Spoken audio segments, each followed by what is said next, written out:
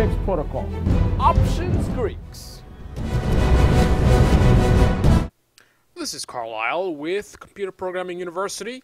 Smile. First step. So today we're talking about Perl and how to use the power of Perl on the command line. Perl, as you know, is very powerful. You can write very powerful scripts, and you may actually want to use the power of Perl on the command line. You're not actually creating a script, putting it into a file and all that good stuff. You just want to use something on a command line type of deal. So the way you do that is you type in Perl, and the main thing is typing in -E. So add the E option. That's going to tell Perl essentially that you want to run a little bit of code right here on the command line as opposed to putting this in an actual file, vim, Perl script.txt or whatever you want, and then doing it. You want to do command line. So you do Perl-E. The other thing is you want to add a P as well. Now the P option, I usually write it PE. I don't think it matters whether it's PE or EP, but the P option is going to loop through the file. So you want to do it, line by line. It's also going to add an implicit print as well, so to print out whatever it is you're trying to do. But those are the main things that you want to use when you are trying to basically run Perl code from the command line. So for example, we did substitution in another episode, and I will do that right here. So let's add a couple of different options here. So we're going to add pi-bak,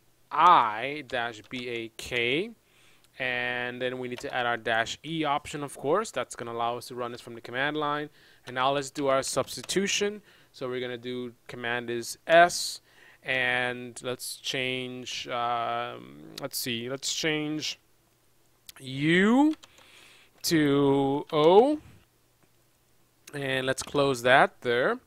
And we don't actually need a G option here. G would be global, but we don't really need that because remember, again, the P is going to loop through, right, through every line. So let's go ahead and run this. We need to run it on a file, of course. So file.txt is my file. So let's go ahead and click on that or type that up. And then I'm just going to add another command here so we can see the results of this, file.txt. And let's hit enter and see what happens. And there you have it. You will smile and then subscribe to CPU. That's not right. Let's correct that. So let's go in here and we're going to change, basically reverse this. Let's change the L to the U so it'll actually make sense. Boom! There you have it. So there you have it. So we did, again, the -E option allowing us to run this code on the command line, and then P, which is going to loop through every single line, boom, boom, boom, boom, boom, and also print as well.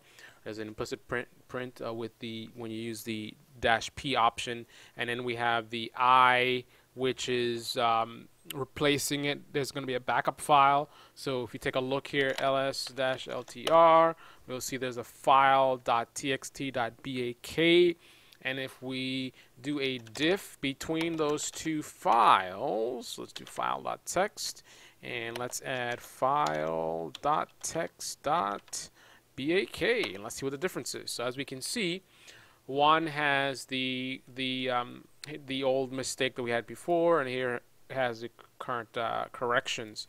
So it definitely created a backup for the file. And that's all there is to it. So just remember -E-P, and you're good to go, especially after you click on the subscribe button. Thanks for watching. This is Carlisle, and you're watching the Computer Programming University. Shell scripting, Perl, Python, networking, app development, and more right here. Thanks for watching. Options Greeks.